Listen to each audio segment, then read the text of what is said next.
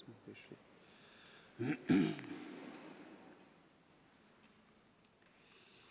Ce qui me marquait aujourd'hui, c'était une invitation à une forme de gratuité. Avec la lettre aux Romains, on parlait des dons gratuits de Dieu. Avec l'Évangile, on est invité à offrir sans rien demander en retour.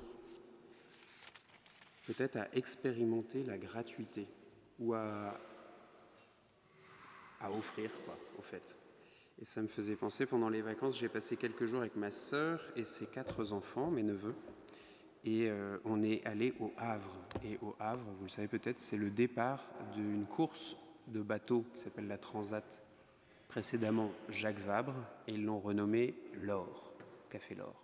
On s'en fiche du nom, mais en tout cas, il y a un village avec les bateaux qui sont là, enfin c'est autour d'un quai.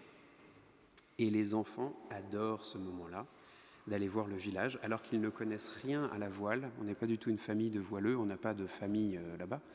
Mais on va au Havre et les enfants sont comblés de joie de récupérer des choses gratuites. Des affiches, des stylos, que des petites choses, mais c'est vraiment un moment qu'ils attendent dans l'année. Parce que la gratuité, c'est quelque chose d'incroyable. On ne paye rien et puis on a une super affiche. Bon, on ne paye rien, mais en fait, toutes ces choses gratuites, généralement, quand c'est gratuit, dit le dicton, c'est que c'est nous le produit. Si on a une affiche avec un beau bateau Sodebo, peut-être qu'on consommera plus de salade Sodebo. En tout cas, c'est ce qu'ils ont en tête dans leur... c'est la logique. Le Seigneur, évidemment, n'a pas une logique mercantile. Il nous invite précisément à l'inverse. Quand on invite, quand on veut offrir, quand on veut aimer, on doit viser cet amour qui soit gratuit. En ayant cette même espérance que celle qui était très présente ce week-end avec la fête des saints et la mémoire des défunts, il me semblait qu'avec ces textes de ce week-end, on était vraiment invité à garder en visu qu'au bout de notre vie, on a cette vie éternelle, qui est le moteur, qui est un moteur en tout cas, c'est pas le seul, mais qui est un moteur qui doit nous donner envie de faire le bien. Et encore aujourd'hui, vous voyez, c'est le bien qu'on aura su donner gratuitement, avec l'aide de Dieu, parce que c'est toujours difficile de vraiment faire un don gratuit sans penser qu'on aura un petit quelque chose.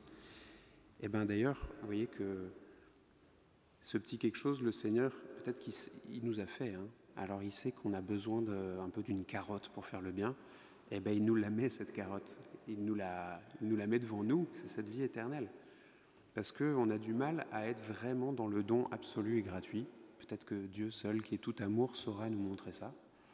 Alors nous, on est invités à faire de même, tout en ayant quand même en visu cette vie éternelle comme moteur, de se dire, j'ai fait ce bel acte que j'ai pu faire, le Seigneur le voit et il me le revaudra. Alors peut-être qu'aujourd'hui, on arrive chacun à faire un bel acte gratuit. Ça peut être le challenge du jour, d'ici la fin de la journée, d'essayer d'avoir passé un temps gratuit avec quelqu'un, d'avoir donné une pièce sans penser à quelque chose en retour. Voilà, que le Seigneur nous inspire pour que nous puissions expérimenter aujourd'hui l'évangile qui nous est donné. Amen.